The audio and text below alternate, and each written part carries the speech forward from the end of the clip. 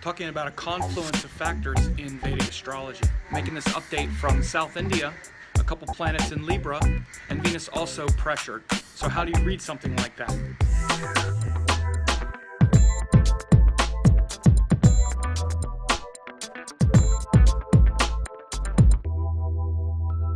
Hey there, it's Sam. I'm here in Kerala, South India, at my Guru Amma's ashram. See the pink walls? I'm in a dhoti. See the dhoti? See the dhoti wearing Westerner? I got my dhoti tying skills back pretty quickly. Sometimes it's a little harrowing to get used to tying the dhoti again, and so it came back pretty quick. So I'm going to walk over this bridge. It's called Unrest. See this big bridge here? And it was built actually after the tsunami, 2005, I guess it was 2004, 2005 tsunami. And it was built so that people who live on this side of the backwaters can escape if there's a tsunami again. That's one of the reasons. Of course, it's also just a bridge to the other side of the river. So it's a really fascinating, beautiful area. You can see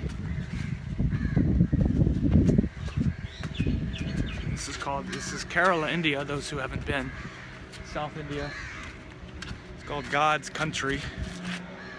See that beautiful bridge, beautiful backwaters, as you see. It's Amma's ashram. It's a big complex. The hugging saint, the Divine Mother Ammachi. I had a funny experience when I was going to get my hug, my darshan. Because I'm just getting back into, securing the dhoti. It's a pretty tricky. It's a tricky little thing. You have to tie a little knot at the top and tie it tight and tuck it under. And there's nothing fastening. There's no pins or anything. You just have to sort of wrap it. And I got good at it pretty quick again. But when you get darshan with Amma, you get down on your knees and you kind of walk on the floor a little bit, and then I always garland Amma, and then afterwards you kind of go back and you have to, then stand up.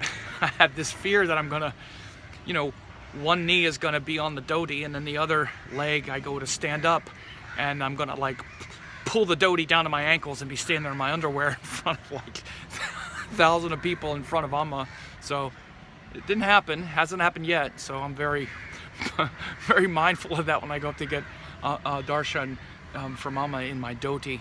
So anyway, I'm going to be talking today about confluence of factors in astrology, and looking at several different factors and how to read those factors when you're either looking at natal astrology or transits or whatever you're talking about.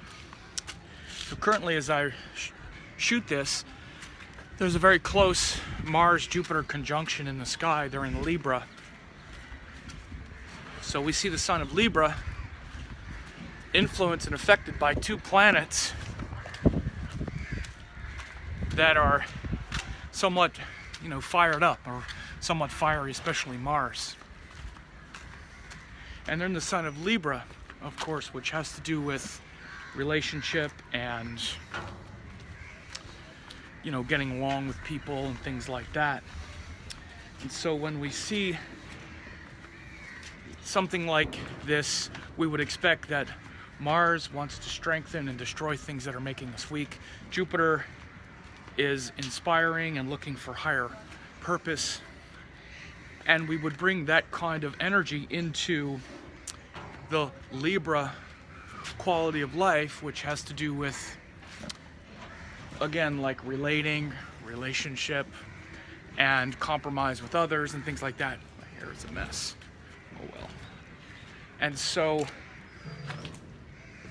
if we see this with other factors, such as Venus being compromised or other things, then we would know it's really a time where that function becomes hindered. And so at the same time now, we have, at this time, at the end of 2017, we have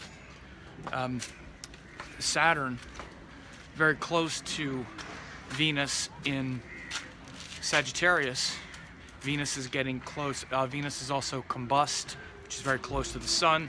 So we see the ruler of Libra, which is Venus, also sort of hammered a little bit. So we see this confluence of factors.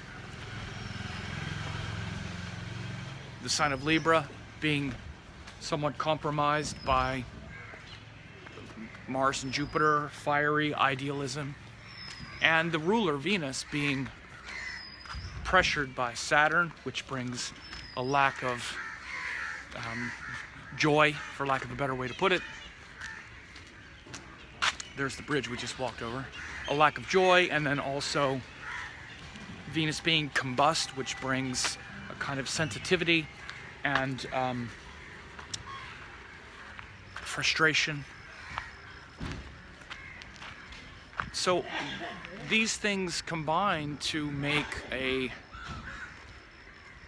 kind of stew of, let's say, you know, like arguing over principles and not finding the typical joy that would come from relationships and whatnot because of Saturn's influence on Venus and the combustion of Venus by the sun.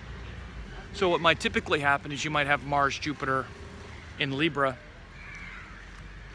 but if Venus is powerful, Venus is strong, then it can lead to a lot of, then it can lead to, it could be sort of a catalyst for great, spiritual growth or improvement in our relationships. But when the ruler is also weak, or when it's hammered by a couple malefics or a few malefic influences, then you start to see this confluence come together. Okay. And this is what you would notice, like if it's a natal chart or if it's a transit. It's a beautiful scene. I want you to be able to see the beautiful scene behind me. In fact, I'll just let you see it. You don't always have to see my face. And so when you see a natal chart, then you'll know that not only will the person have difficulty, perhaps keeping their cool in relationships and getting fired up over principles and ideals, which would be the Mars, Jupiter in Libra, but then the potential to learn the higher lesson might also be hindered if Venus is also very close to Saturn, or if it's combust. Then the capacity, which shows the ruler, to actually learn from that thing is also sort of hindered. So conversely, if you would wind up with that Mars, Jupiter, let's say in Libra, and you had Venus in Taurus, or Venus in a place that's also powerful, then the intelligence of that area of life, which is the Venus part, will still be there to bring the higher lesson, right? So these are things to understand, and this is how confluence works. The ruler is always the one that has the energy for change and wisdom and transformation. So people will also say, will often ask me, well, I have Mars, Jupiter in Libra. What does that mean? Well, I don't know, because I don't know the nature of the ruler yet. I don't know the status of Venus. I don't know other things. I don't know what house it's in and what house those planets rule. All of those things are subtleties that make it very complex. That's why these simple questions often yield unrewarding and simplistic answers that don't really play out. And you need to understand all the subtleties, but this is how it works. This is like the hierarchy. The rulerships and what the planets rule and the sign rulers have everything to do with whether or not we get the expected and the hoped for wisdom from whatever is being compromised. That's why rulerships are so important. And by the way, in this case as well, as we talk about this Mars, Jupiter in Libra, and Venus being combust and also join Saturn, we also have to realize that one of the most important factors in this kind of growth is what's called the Parivartana Yoga, which we happen to have, which is the exchange. So what happens now is that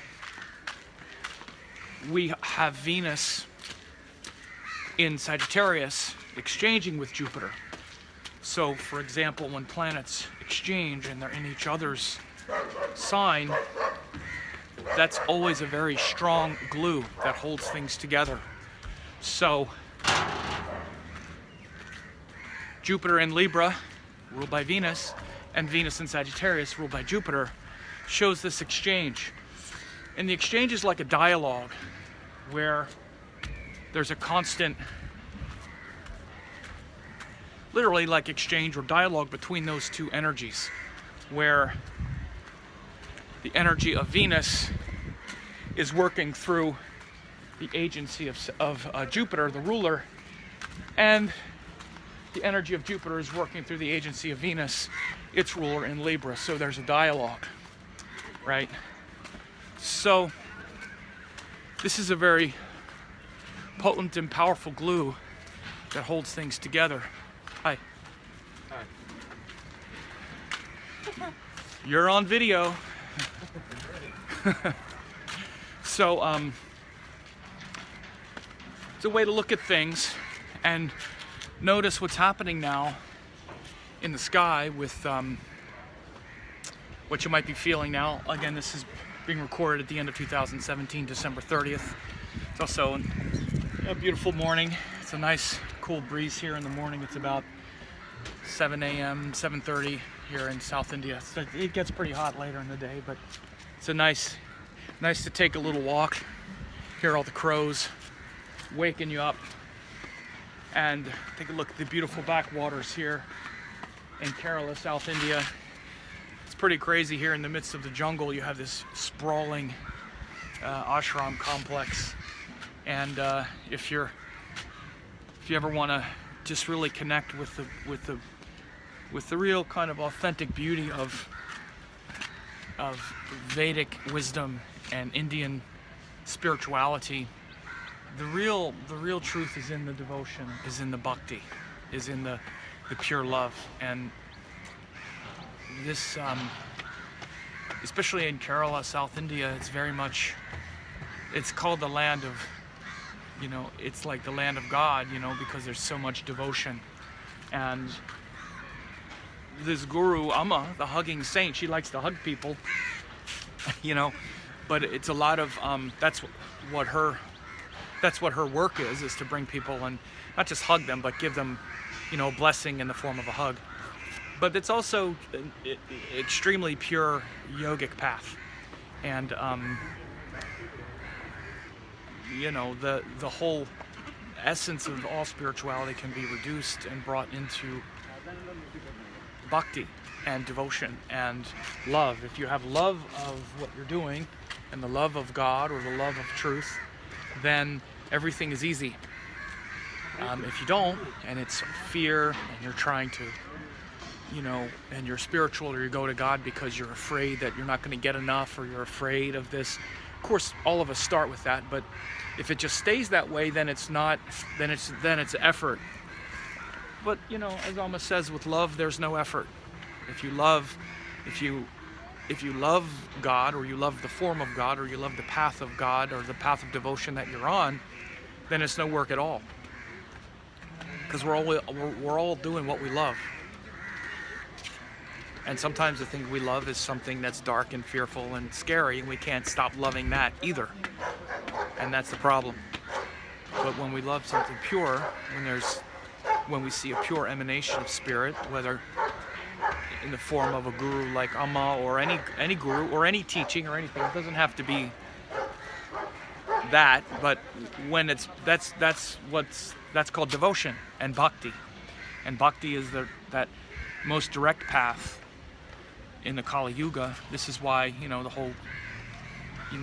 whole Krishna path of devotion, where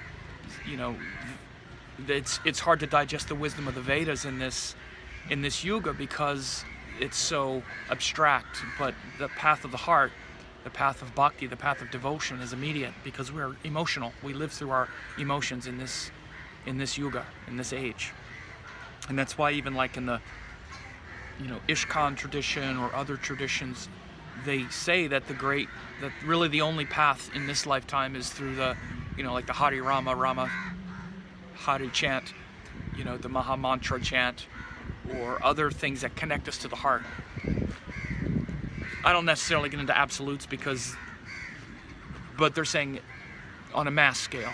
And so, anyway, it's a little discussion. I guess that's my this planet's in Venus signs, and the Venus issue for me these days.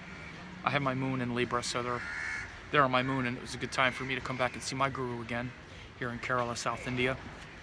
Jupiter's right on my moon, so this stuff works. And just gorgeous day. Share it with people. I hope you enjoyed this. And Namah Shivaya.